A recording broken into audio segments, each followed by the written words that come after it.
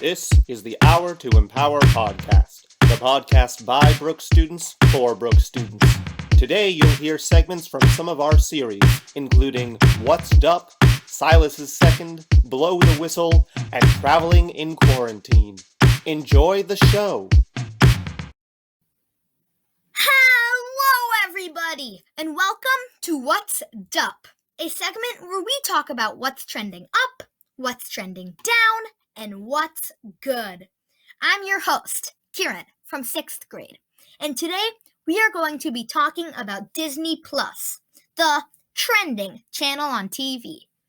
But before we start talking about the magic of Frozen and Mickey Mouse, let's talk about what's good.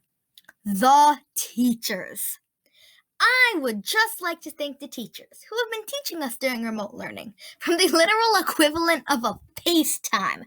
I mean, who would have ever thought that in a million years we would be doing school on the same platform we used to call our friends?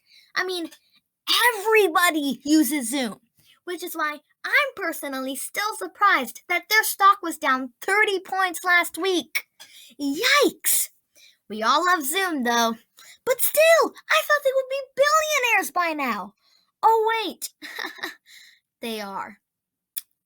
Anyways, got a little sidetracked there. Thank you, teachers. Now, let's jump into some Disney Plus talk. All right, listen up here, because if you're thinking about getting a Disney Plus subscription, you sure are going to want to hear this. Now, to get Disney Plus for 1 year, you need to pay $70. Reasonable, right? That gives you access to all sorts of different movies and TV shows created by Disney, Pixar, and other programs, as well as Disney Plus originals. Mandalorian, for example. Ever heard of Baby Yoda? Yeah, new episode now streaming. So, $70 for some good TV. So yeah, that's why Disney Plus is trending up. But then, listen up here.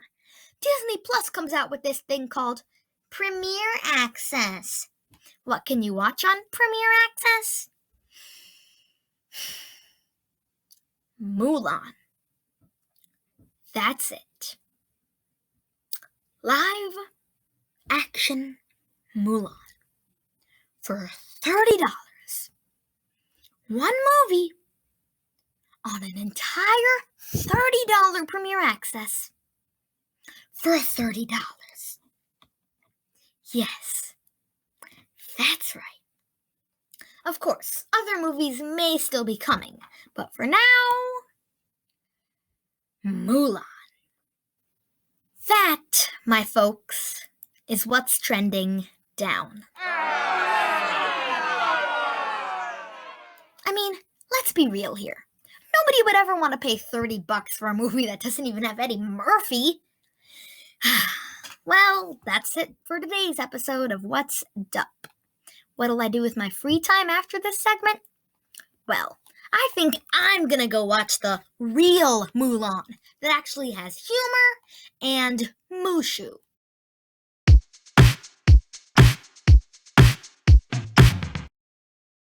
I'm Silas Fleming, and this is Silas Second. With the movie Mulan exclusively on Disney Plus's Premier Access service for an extra $30 fee, many Disney Plus consumers wonder why they have this service. Then they remember, oh yeah, The Mandalorian. The latest presidential debates have been so contentious that many people thought they switched to the UFC channel. Even more confusing, both Trump and Biden were wearing boxer robes. With Walmart acquiring the @TikTok American stock, their new slogan has been leaked: Make money, save data. The ironclad beetle can supposedly withstand the force of a car driving over its body. Tune in next week to see it compete at the Monster Jam semifinals. Many politicians have argued that herd immunity is a viable strategy and work to crushing the coronavirus in other countries. This leaves many farmers asking, what type of feed do we need? In a recent headline, researchers have discovered that the ogre-faced spiders can hear. And Timmy the tarantula told me that you need to stop playing the oboe. A green puppy named Pistachio was born in Italy recently, which makes me wonder what other weird colored animals could there be. A Sarkaleid snake, a coquillot crab, a Xanadu zebra, and yes, those are all real colors. That's all for Silas Second. I'm Silas Fleming. Thanks for tuning in.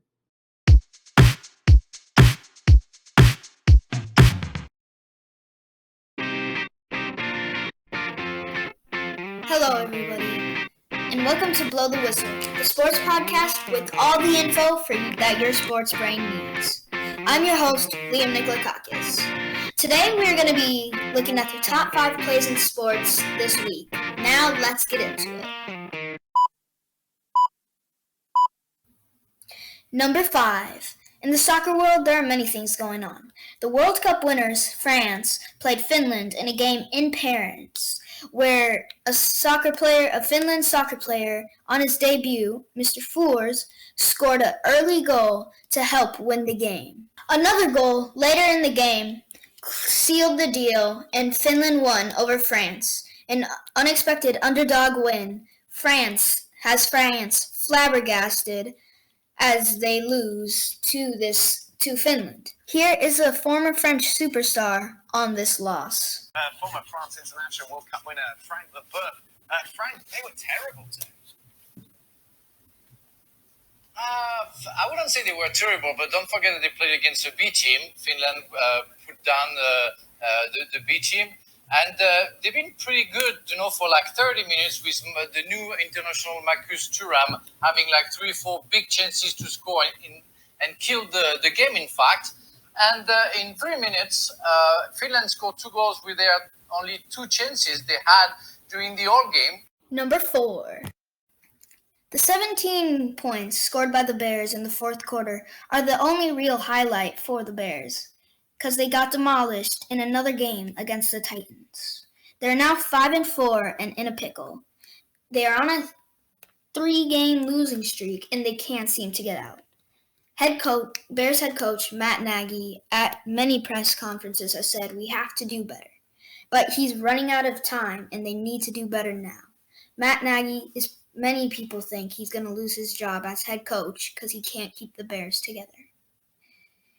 There's really nothing we can say. Hopefully the Bears can pull it together so they can at least go out with dignity. College football, Florida Gators quarterback Kyle Trask has been making amazing throws to all of his receivers, and overall, he is one of the best quarterbacks in the NCAAF right now. He has only taken 5 sacks in 5 games. That's pretty impressive.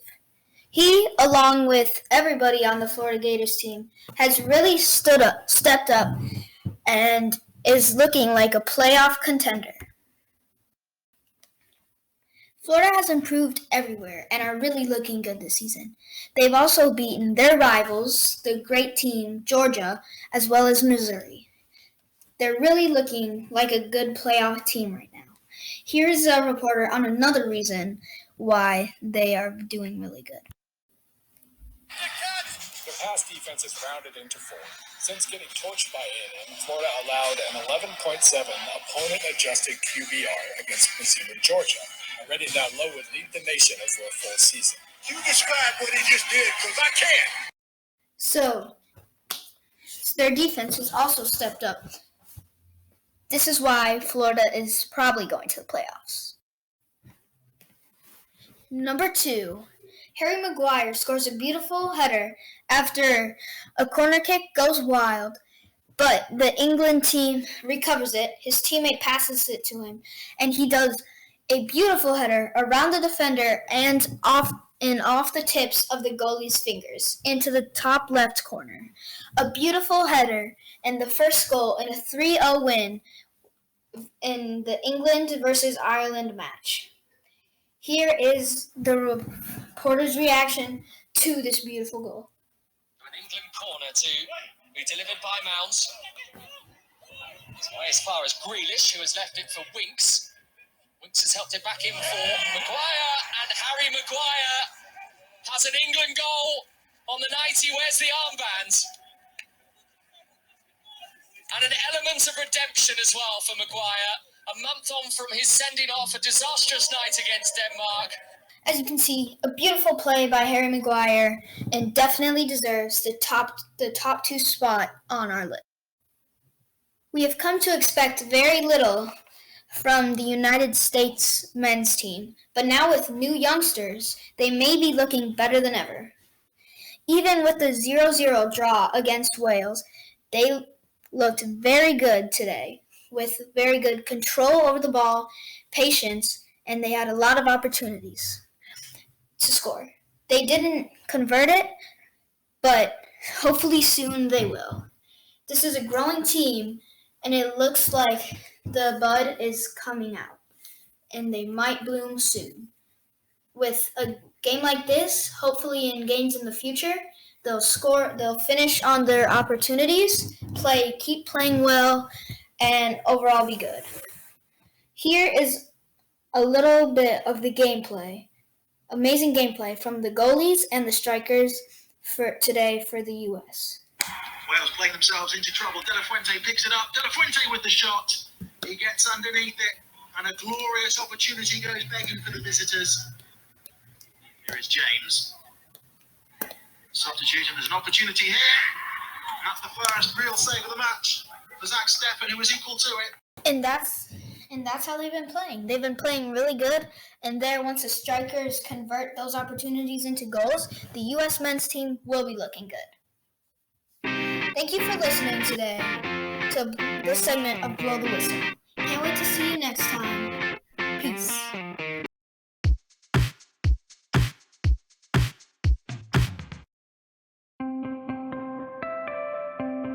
Welcome to Traveling in Quarantine. I'm your host, Marie Spencer. Today I'm going to be interviewing Eileen Spencer for Traveling in Quarantine interview. Hi, Eileen. Hi, Marie. Can I ask you some questions today? Sure. Okay, let's get right into it. Question 1. What state or country have you been to?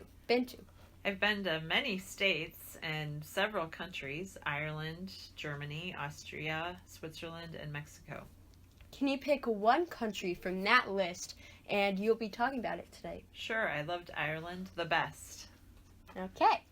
Question 2. Why did you go to this country? We went for a vacation and to see and explore, and we had heard how beautiful it was, so we wanted to see it, and some of our family has come from Ireland. Cool. Question 3. What was different about this country? Several things, but one thing I always remember is the food was different.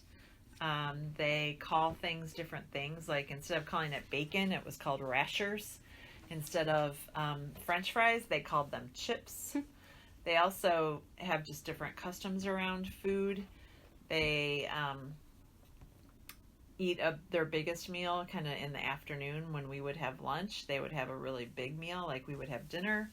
And then quite often they just have a sandwich and chips for dinner, and that caught us off guard a couple times when we were coming to restaurants and they were already closed because they eat so early and are kind of done with it. That makes me hungry. Question 4. What was one of the towns, what was the towns that you went in Ireland? Kinsale was my favorite town. We also went to Kerry, Waterford, Dublin, the capital of Ireland, Shannon. I think that's about, we went to many, Cork, Kerry. Like I said, there are many cities, but Kinsale was my favorite. So there are cities and towns that you've been to? Yeah. Okay. Question 5. What did the people in Ireland speak? They spoke English, but with such a heavy accent, sometimes it was very hard to understand them. And then they also spoke Gaelic, which is the native language of Ireland, and a lot of their signage is also in English and in Gaelic is really difficult to understand. Question 6. Who did you go with to this country? I went with my future husband, so my boyfriend at the time, his mother, and his sister. And in fact, we got engaged in Ireland. Aw, romantic. Very romantic. Question 7. What did you do in Ireland? We drove in the car quite a bit and looked at all the different scenery. And we'd get out and hike and look around. And we ate and we tried Irish beer and we visited some relatives. Question 8. What did you love about Ireland? The beauty of the countryside. So I loved the wild hydrangeas and wild heather flowers. I loved the cliffs and the beaches and the fact that you can see water wherever you go. Pretty. Question 9. How did you get to Ireland? We took a plane from Chicago to New York to Ireland, about 8 hours. That's a long trip. Question 10. Would you recommend going to Ireland to a family member or a friend? Absolutely, and I'd want to go back with them. Why? Just because it's a wonderful place. The people are so nice, and I would like people to see how beautiful it is. Cool. I know I want to go there now. Well, that's all for the interview. Thank you, Eileen, for me to interview you and ask questions. No problem. Thanks. It was fun. Well, that's the end of Traveling in Quarantine. Hope you have an amazing day. Bye. This was the Hour to Empower podcast, the podcast by Brooks students for Brooks students. We are your essential source for news, comedy, interviews, and more. Thank you for listening, and stay tuned for our next episode.